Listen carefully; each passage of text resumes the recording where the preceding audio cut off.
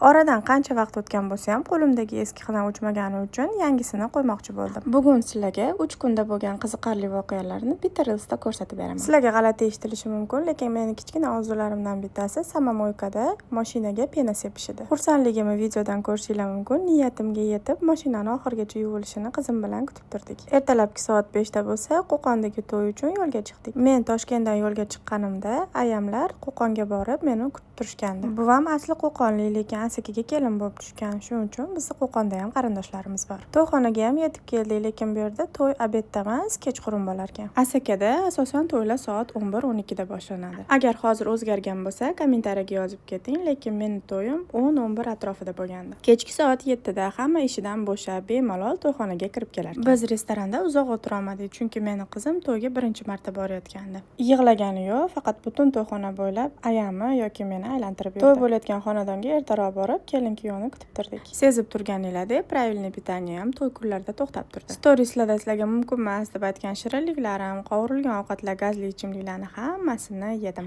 Ertadan rejimga qaytamiz. Siz bo'lsa obuna bo'lib qo'ying.